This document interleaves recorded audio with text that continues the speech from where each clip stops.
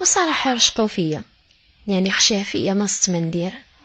صافي كملنا انا وياه حتى الصباح.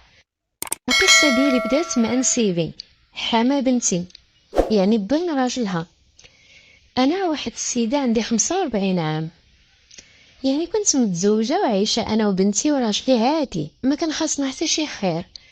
دازت سينيس وتخرجات الحمد لله، ولقات يعني الزوج الصالح اللي تعيش معاه. وجا خطبها من عندي وكانوا واحد الناس اللي راقين بزاف ومنظمين. وهذاك راجل بنتي حتى هو عنده بوه ما عندوش المرأة، يعني متوفية له. هو ملي جاو يخطبوا بنتي هو معجب بيا، يعني داير فيا عينه. دازت الايام وجات الايام كيعرضوا علينا كنعرضوا عليهم. بنتي ما كتجي حنا ما كنجيو، الاولاد راه يعني راه يسافروا، راه قراب يسيروا شهر العسل باش يسافروا. كنت كنضحك قلت له ما يمكنش نجيو انت بوحدك انا بوحدي، يعني ما يمكنش تجي من عاد كانوا هما يعني ولادنا. بقى كيضحك قال لي لاش خايفه مني؟ قلت له لا، هي زعما ما قدرتش وصافي.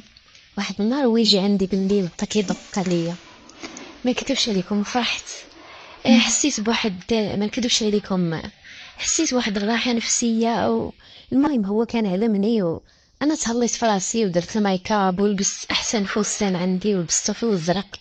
جا عندي ودرنا واحد العشاء، عادت عليه صافي وجا الليل.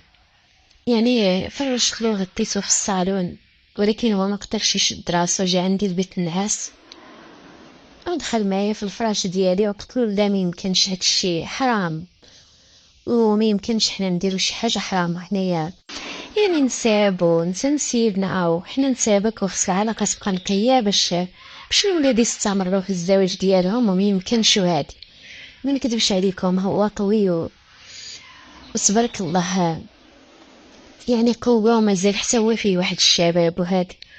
وصراحه رشقوا فيا، يعني خشاه فيا ما صدت ما ندير.